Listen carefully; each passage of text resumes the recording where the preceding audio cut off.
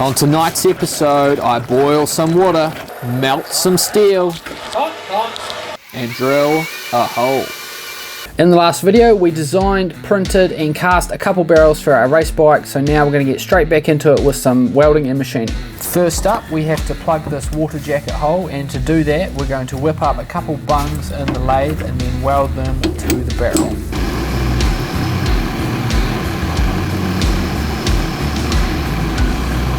Part it off and face the other side.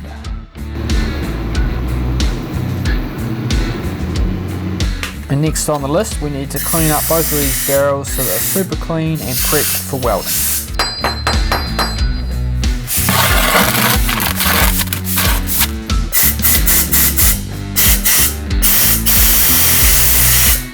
And while I'm at it, the workbench needs a damn good clean, and this will help prevent contamination.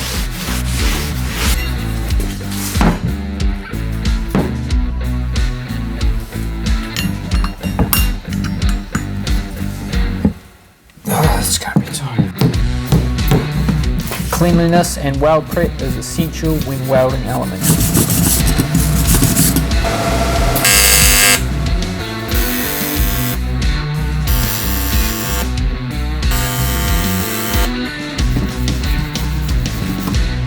Very happy with that. And there we are, that is the welding for the bung and the water jacket done. The first one was a little bit rusty and it sort of turned out average, but I'm pretty happy with the one that's the good one, so that's good. Always pays to have a practice before doing the real thing. Now, I'm going to heat treat them to T6, so first I need to clean up the tops and bottoms, make sure everything's flat so that when it's at high temperature in the kiln, nothing's going to distort under its own weight. So yeah, over to the mill and let's clean these faces up.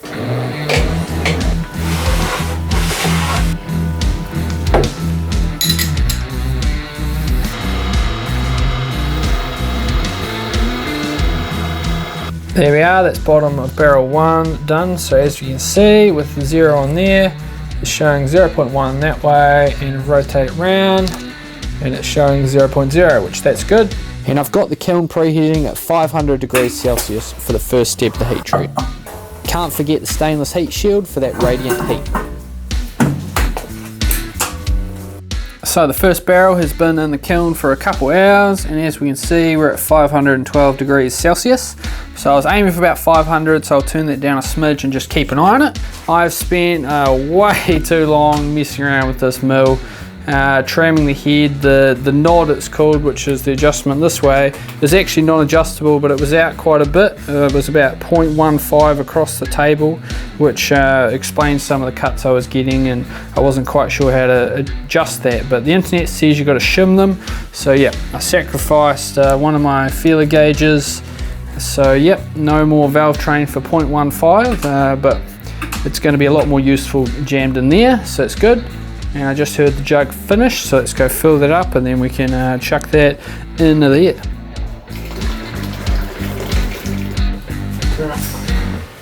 There goes nothing.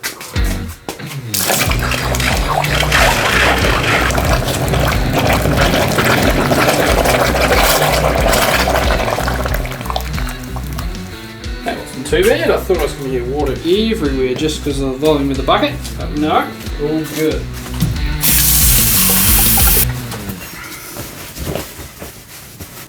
That's the test one all heat treated, so now we need the good casting heat treated as well. There we go, that's the first step of the heat treatment process done for both of the barrels, the test one and the main one. So now the second step is the artificial aging, so just got to chuck them both back in the kiln at a low temperature for an extended period of time. I think it's something like 150, 200 degrees Celsius. I've got it written down in the book, so I don't actually have to remember it.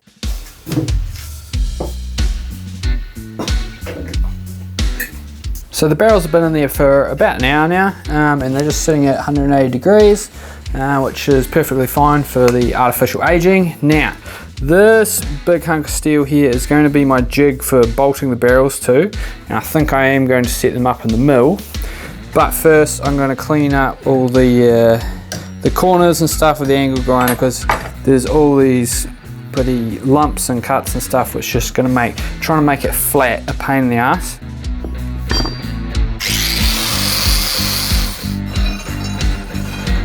much better. I'm quickly going to drill, cut and weld a couple pins to this plate to make mounting it to a table super easy.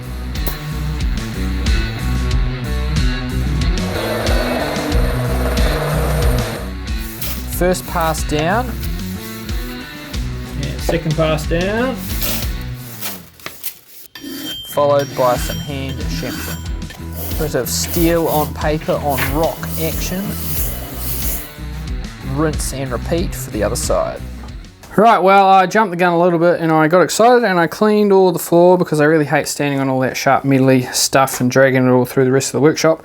And I just realized that I actually have one more face to machine on this so that I have a reference on the mill for it being parallel. Set it up, figure out where my head bolt holes are going to go, and then I need to drill and bore a big hole where the hole for the barrel is going to go.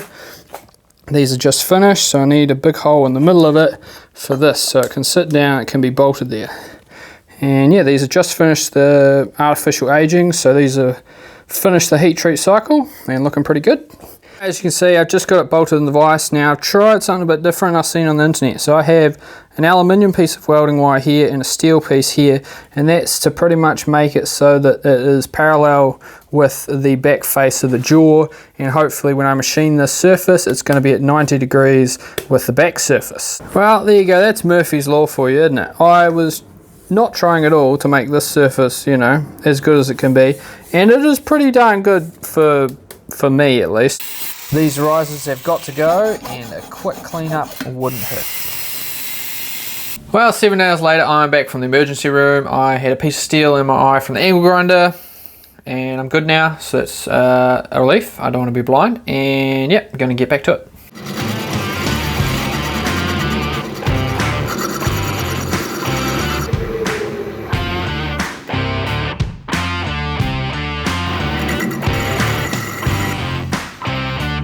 Holes galore. There we are, I'm finished with the test machining on the dummy barrel, so not the good one. And yeah, I just took a bit off all the surfaces and did a little bit of practice with the lathe, and yeah, I'm pretty happy with how it came out. When these go together for the final time for actual assembly, they'll be doweled, so there won't be any movement. And this is looking pretty good. I'm pretty happy with this. So yeah, let's get on to the machining of the actual barrel. I'm going to use these couple bolts here, which are a tight fit in these holes, which will give me a good reference to get everything squared. And within 0.005 of a millimeter across its length, that is pretty good to me. And now to use the inch finder to find the exact center of the bore.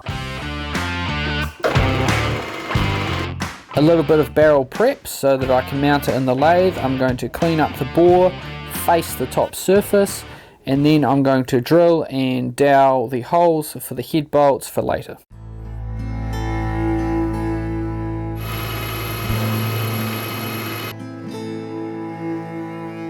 Okay, anyway, that lined up. That was looking a bit big.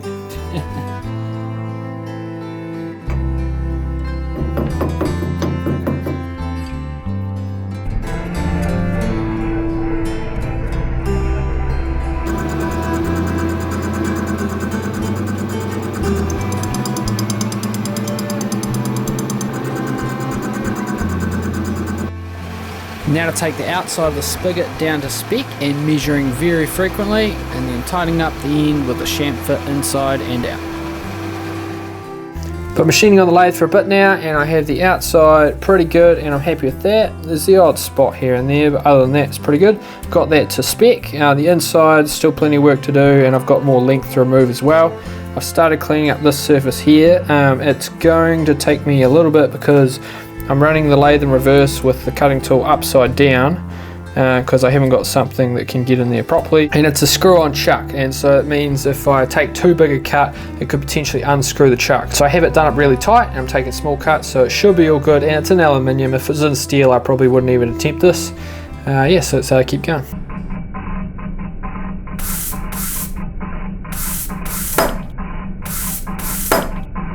Machining a barrel. Stop! Editor Logan, you have no musical talent. Get back to editing. That's fair.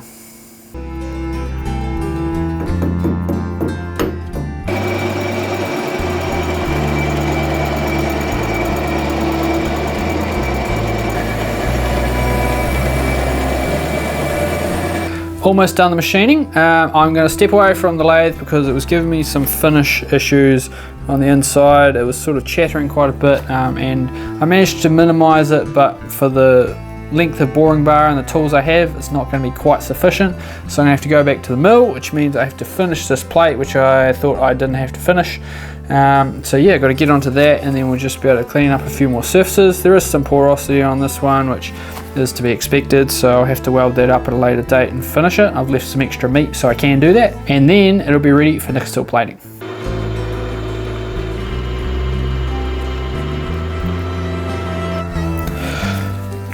So I've just put everything in the mill, and yeah, sure enough, I've started adjusting the boring head, and I don't think in this setting here it's actually going to be long enough. I'm going to have to put it in horizontally.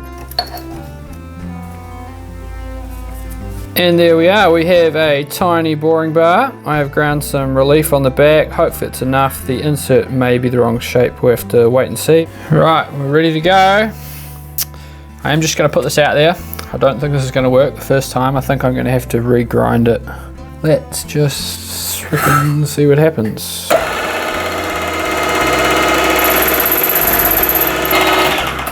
Nope.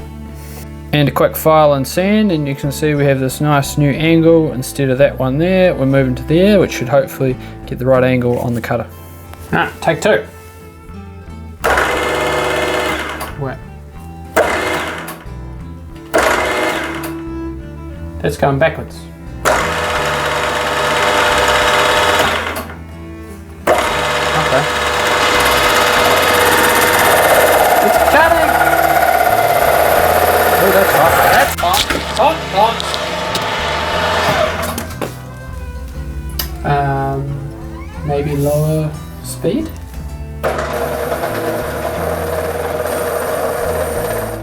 Let's swap out this uncoated carbide for one that's designed for steel. That should help a lot. Let's see how big that hole is. I've still got about 1 mil to go. So there we have it. I have done the finished pass on this hole, and I'm not gonna lie, I'm kind of chuffed with myself. That's a pretty good fit, and I made it so there is a little bit of play, because the thing that's actually kind of located on this will be the dowels. As you can see, it's not sitting flush because for strength I have a bit of a rounded edge here. It's a little bit hard to see. I did my best on the lathe, but I was doing it by hand, so it sort of turned out not too bad. I'm going to clean it up after everything else is done. Actually, maybe I should do that now. The lathe in reverse. I am the mill. Oh, mate. And a bit later, I have the jig for boring the barrel all finished up, and I am very happy with that. I decided to put the dowel holes on all of them, which means I can put the barrel upside down if I need to. Yeah, so I can't quite put this in like this because I haven't done the dowel holes on the bottom, and they're on the cam chain gallery side, so I need to put one there and one there. So I can actually put this upside down now. So intake that side.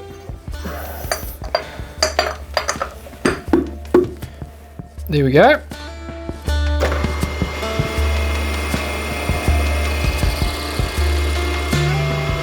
There we go. It is hopefully not going anywhere. I have as many clamps as I can. I was 1 bolt short, so there's an extra clamp on that side. And yeah, so we're aiming for 67.1 mil, which is 0.1 mil over what the final size will be, because the nickel plating, and then they hone it to the correct size for the piston. So yeah, that's fingers crossed it all goes smoothly. It's a little bit offset already, so we may need to change a few things up to get rid of vibration and get the finish that we want. Nope. Nope. Alright, this is the final attempt at getting rid of the chatter. We've gone from this amount of stick out to a tiny little 10 mil stick out on that boring bar, so hopefully this should remove the chatter, and fingers crossed we get a nice surface finish. Much better.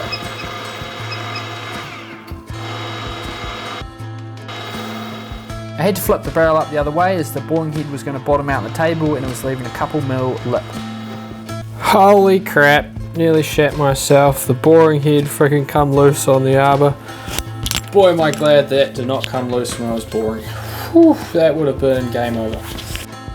I'm almost at finished size, so I'm literally cutting once and measuring 3 times to make sure I don't screw anything up. Here we go, so I'm just getting ready to do the holes here on my barrel, and I'm actually going to use an original FXR barrel as a reference. There we are, I'm calling time out on machining. I have had enough of that for now, and I'm super happy with the progress we made. We've done a fair bit on this barrel and it is almost done. Outside, inside is all looking pretty good. There's a little bit of porosity in the bore, but the NZ Cylinders, which is the nickel plating company which is going to do this, said porosity in the bore is no biggie, especially on a 4-stroke. So the nickel will fill most of that up, and then it will be honed to size, and any imperfections that do show through will actually help with oil retention on a 4-stroke, so there'll be no issues at all. Yeah, but on the top there is a couple spots, so I may need to weld them up and remachine them. I may lose the heat treat of the T6. I may just have to alter it to T5, which I'm sure will be suffice for a barrel. And yeah, there's a few more things to machine. The 2 bolt holes here need to be drilled. The cam chain tensioner needs to be drilled and tapped. The water gallery needs to be drilled and tapped. And obviously the supports need to be removed. And apart from that, it is pretty much good to go. It is feeling super light. So if we chuck it on the scales, it is reading 695 grams, which is damn light, and I'm pretty happy with that. That is with a couple dowels in it. Stock barrel is 1.76 kg, so yeah, we're well under half. It's a kg lighter, and there's a little bit more material to remove, so I'm super happy with that. Obviously the water in the water jacket will make it a bit heavier, but that's the price you pay for better cooling. Oh, and another thing I was going to show you is if we sit that just on there, you can see the combustion chamber, or where the combustion chamber is going to be, and you see the offset spark plug, and yeah, so that's looking pretty cool. And yeah, super happy with it. There's obviously a lot more machining to do on the head for sure, and the crankshaft. So I've been toiling away with how I'm going to do that and what I'm going to do, and yeah, it's going to be possibly the next video, but the head is sort of waiting in line for machining, and I have a lot to do on that as well. So this has been Logan from the Motorcycle Forge. I hope you enjoyed, and I'll catch you next time.